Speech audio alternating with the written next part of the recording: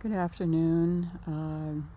I'm feeling a little bit better. I made a video a couple of days ago before the rains came, and it was very oppressive. And I really was feeling very, very sad about missing Richard. And I just thought I made a video about it because I know people are going through a similar thing, and that's what I wanted to do with this channel, is to share my experiences with others that have lost a beloved soulmate, and who needed to hear some things that to let them know that they're not alone.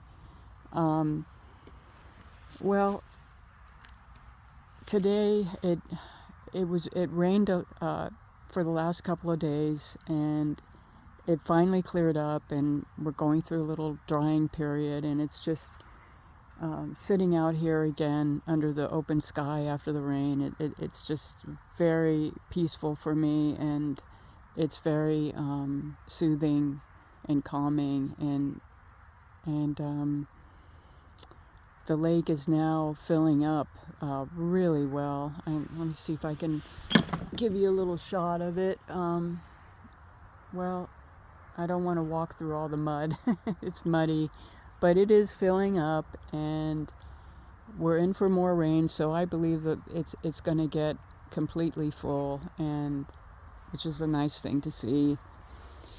The sky is getting that beautiful clear after the rains, and the clouds just passing through what the remaining clouds from the rain. And it pretty much rained all night and all day, and it's just now clearing up around 3 o'clock in the afternoon, right about the time when I like to sit down and do these videos. And I changed the title of my channel. It's still Schmickel's channel. It's still Schmickels will always be the main star of this channel, but I changed it to Heaven's Door, which is taken after Bob Dylan's song Knock Knock Knocking on Heaven's Door. It's a song that Richard loved, and it's a song that came to me, that I think Richard sent to me, because it represented him. It's a cowboy song, and I talked about that in my other videos, so I'm not going to repeat that, but all of a sudden the title came to me, and I thought, I'm going to call it Heaven's Door. And I didn't, put in ASMR because someone suggested go ahead and put ASMR because you have a calming voice, and it might relax people to hear your voice. But I won't be doing things like brushing hair and making little tingly sounds or anything like that. I'm just going to speak softly and calmly, and in a way that's part of the ASMR experience, to just relax and feel that calmness within yourself. I wanted to talk a little bit today about Edgar Casey again, and this idea of connecting with our loved ones who have crossed over. And I was listening to one of the channels that I tune into on occasion, and he did a collection of people that he's brought on his show, mostly psychics and mediums, and some of it I'm a little skeptical about, because once they start getting into ghosts and the guy that's the main host of the show, I'll have to I'll tell you, I'll put a link to his show, because it is interesting, the people that he brings on. But when they get into that, like one of the movies that he keeps bringing up a lot is I think it's called Ghost. I think it's just called Ghost or something, with Whoopi Goldberg, and It came out a long time ago, and it's kind of a comedy, but it's also, according to the guy that keeps bringing it up, the host of the show, he keeps saying a lot of that is taken from real experiences of what happens to people, that at times, you know, they'll be connecting with others that have not entered into the light yet, because there are things that they had to still complete. But I just, that part of it, I think, okay, I'm not going to go that far, because I think I'm more with Edgar Casey. Yes, I think there might be a transitional period where the soul is adjusting, and that's why that 3-day period before getting buried is really important, because the soul is adjusting and going through a transition, and may not even be quite clear what happened. But Richard was a very evolved soul, so I don't think he had any problem going right into the light. I don't think there was any hesitation, except, you know, I think that he might have been worried about me, and if anything, he might have been trying to communicate with me, and he was. I talked about that in a previous video on things that I was worried about, and I prayed to him, and he was answering me, especially about my fears about not finding the will. And I was out of state. I wasn't here at the house at the time, and I was scared.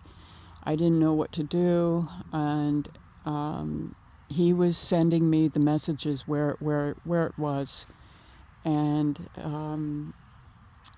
so I do believe that there are signs and ways that our loved ones can communicate with us, and it never stops. It's not like, okay, they're here for a little while and they're telling you a few things and then off they go into the eternal light of God's love.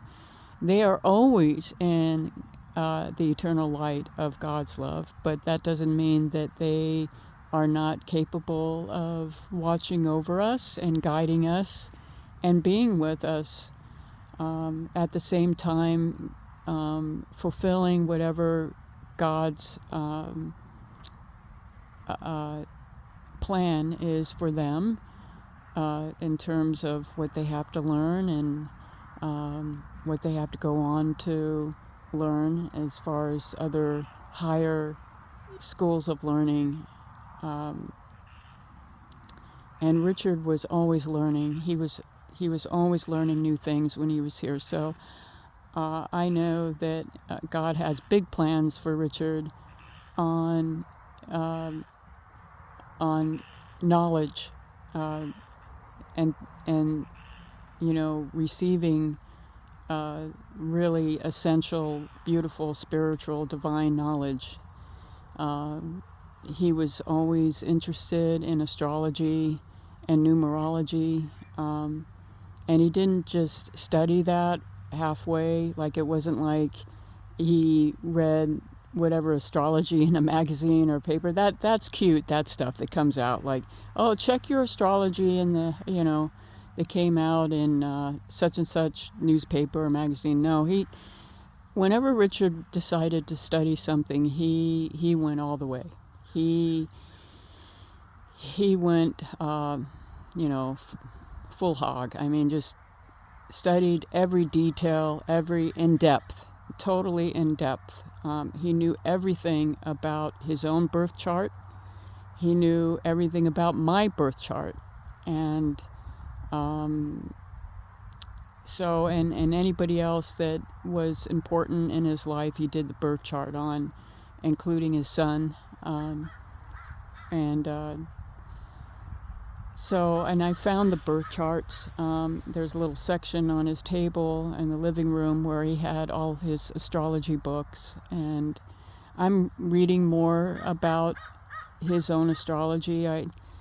I'm studying it. I don't know it in depth the way he did, but there's something that he printed out that tells every aspect and gives an explanation of every aspect of his chart. So, and there's a whole science. I mean, it's an in-depth science to it, and same with numerology.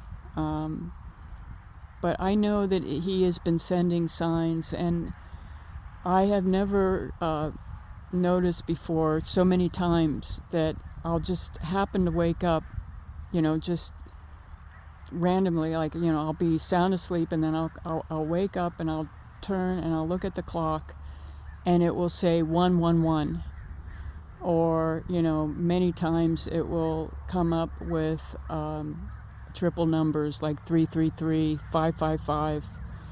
And someone might say, well, that's just a coincidence, you just happen to see it, when it's, but it's not. It happens too many times, and when I look at it up, it tells me exactly what I need to learn. And they're all positive, like they call them angel numbers for a reason. And it gives me comfort, because I think it's Richard sending me these signals in different ways. I can't hear his voice. He does not appear to me. One of the things that mediums talk about, where they speak about their loved ones visiting the ones that that long to hear from them. They speak about dreams, seeing them in their dreams, and they make a strong distinction, that it's not when you really see and have a visitation with your loved one that crossed over. It's not just a dream that you are conjuring up images in your memory, and it kind of comes up like you might see them at a table or doing something. It's not like that. The visitation, they say, is so real and so vivid that you will know the complete difference between a real visitation and a dream. And I have not had that. I wish. I mean, I've been asking Richard, please visit me, please come into my dreams and visit me. But I haven't had that. But I have been seeing other signs.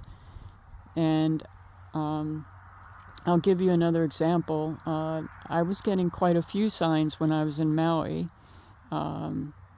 And I spoke about that before, and I'm not going to repeat it, but I'll just say, they talk about how they'll try to give you a sign by putting a feather somewhere, or you might see a coin on the ground, or you might see a bird out of the ordinary that you don't ordinarily see. I saw all of that in Maui. There was a beautiful little green feather that was on the path that I walk on over there every day, and it was just no coincidence, because I haven't seen any of the birds like that, like what I saw with this feather, and I just haven't. There weren't any there. I saw the typical Hawaiian pigeons. I saw the myna birds, but this was a small, beautiful green feather, and it was right there exactly where I walked, and I took it, and I still have it. I put it in a special place in my room, and there was a night when I was just wanting so badly to connect with him, and just going through grieving. It was only like maybe 5 or 6 days after he died, maybe a week after he died, and I put some Christmas lights on one of the cottages, and as I was walking past that cottage, the light started to flicker. And I thought, I didn't get the Christmas lights that go on and off. And I said, well, maybe there's, maybe, I don't know, did I get? And I said, no, I knew I did not get one of those kind that goes on and off. And, but they were blinking, like heavily, like blinking on and off, right as I was walking past. And then the next night, or when I checked them, they were just back on again, just normal, just staying on. Just small things like that, but they made me feel like, I know you're trying to communicate with me. I know you're trying to tell me you're okay. That was the feeling I was getting from seeing these sort of unusual signs that were not typical or coincidental. And I was feeling very in need of some kind of spiritual teachings or something to help me to understand what was going on when he died. And I'm so happy about YouTube, because there were YouTube channels that offered really important information for me, and they came to me. I didn't search for them so much, but they did just come to me. They came up, and I thought, okay, this is something that I need to hear. And they would help me understand what was going on with me and understand what was going on with Richard. And a lot of them were the Edgar Cayce revelations. But there was one guy, and I kind of laugh, and I would tell Richard, I said, Richard, this guy, I don't know if he's a real medium or not. I mean, he probably is not, but he just, every time I turn on one of his, once he'll do like a little video, and then a lot of times the short videos would come up, and he'd just say a couple words that just hit me exactly at the right time.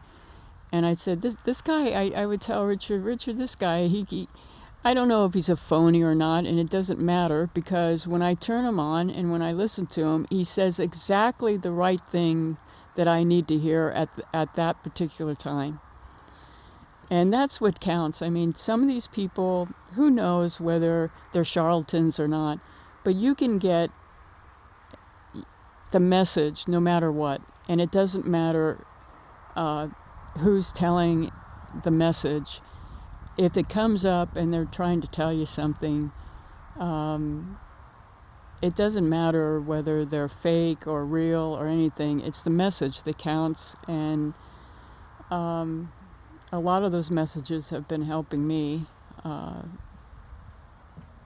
So that's kind of why I wanted to continue to do these videos, because I was thinking other people are going through the same experiences, and maybe they're not getting the visitations like what other people are talking about. Like sometimes I get a little envious when I hear someone say, yes, it came into me, and it was so real, I had the visitation, and then I knew everything was fine, and they wanted me to know that they were happy, or this or that or the other. And I thought, damn it, why can't that happen to me? I would get, I want to see him in the worst way,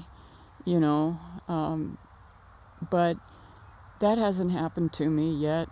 Maybe it will at some point. And you have to be at the right frequency, is what I'm learning. And it's not like they're in a whole different world or a different place.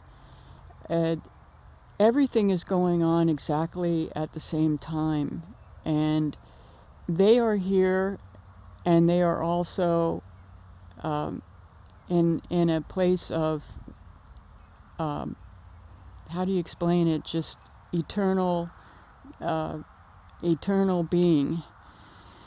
And it's kind of like, from what I understand, like think of a radio and think of the radio as God, as the divine source for all different energies, for souls, for people, for on the different material existence, and also on the spiritual higher planes of existence. And even, see, when I say existence right away, that those are not accurate terms, because it can make you think that there's a different place that's physical, and it's not like that. But think of the radio as the divine source of all of existence, and there's all these different channels on that radio, all these different frequencies. You can change the channel to this channel or change it to that channel, and you have to learn to tune in to the frequency and the energy and the vibration that soul happens to be in. And if you can do that through meditation, through quietness, or however way that you find a sense of calm and peace, that is when you'll be able to feel them or sense them or get messages. Now, I have experienced that to some degree, but I have a long way to go, because I know I'm not tuned in to the right frequency, and Richard may be trying to reach me, but I'm the one that's blocking him out. And so, not intentionally, unintentionally, but because I haven't trained myself to go into that state of quietude where I can tune in to his vibration, tune in to his soul energy. And so that's kind of what I'm working on now. To go back to the radio analogy, if that person is no longer in the physical body, that doesn't mean that they're not here. They're just in a different energy zone and frequency, and you have to tune into that vibration. And but yet the radio is always there, and that radio represents God. It represents the divine source. It represents the state of eternal here and now. So I'm trying to comprehend this. It's not it's one thing to sort of understand it to some degree intellectually, but I'm trying to understand it as an experience in my life, and I'm kind of working on it, but in the meantime, I know that he has been sending me messages, even if it's just through looking at the clock. I wake up at 3 a.m, and all of a sudden it will say 111. I thought, that's no coincidence. Why did I wake up exactly at that time when all of a sudden it's all 111? Or I'll look over at the oven and I'll be doing stuff, and then all of a sudden something will tell me, look at the clock on the oven. I'll look at it and it will say 333. And these are all angelic, heavenly numbers with messages in terms of numerology. And I'll give you one recent experience that I know Richard was involved in, and then I'll end this video. But not too long ago, one of our tenants, and I know he didn't mean it. I know he's ordinarily very careful, but he left the gate wide open, which is a very dangerous thing here on the ranch, because if our horses got out and if someone hit the horse and got killed, end of story, right? we'd get sued, and we could actually lose, I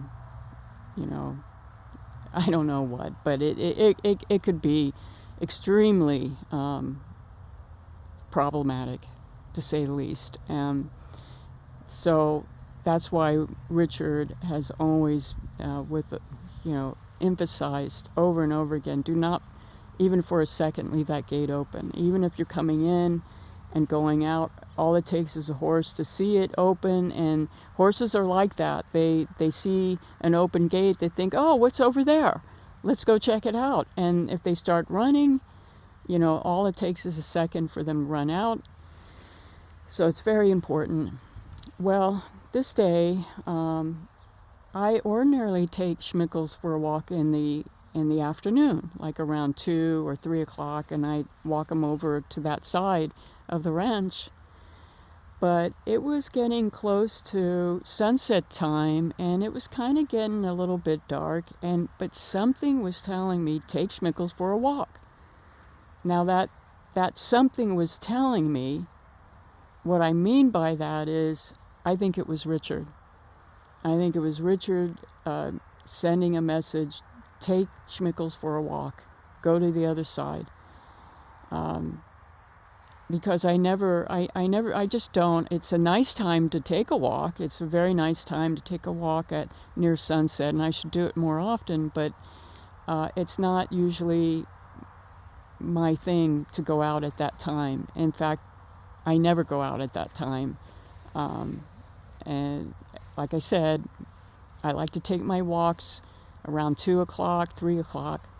But something was telling me that day, I think it was Richard, go out and take a walk with. So I take this walk with Schmickles, and that's when I saw the gate that was open.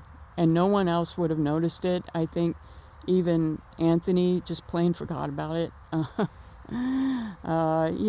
We're all human. We all make mistakes at times. I'm certainly not perfect. I screw up at times. But it was just, I knew it. When I saw it, I closed it. I let Anthony know, please, just be really careful not to do that. But, my point of this story is not about Anthony and not about forgetting something, because we all do that from time to time.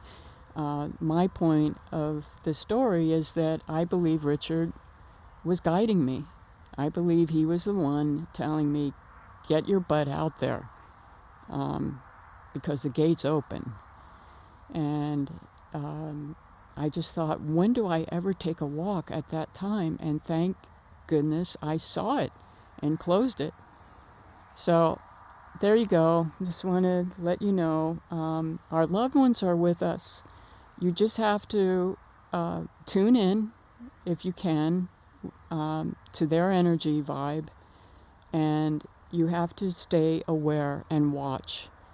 You don't want to get carried away and think of everything as a sign, but there are certain things that will be obvious to you, and you have to pay attention to that.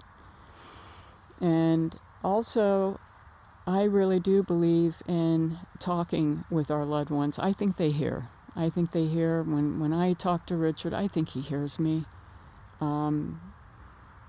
You don't want to do that when you're, shopping in the market and start, talking out loud, because then they're going to call, get a white jacket on this gal quick,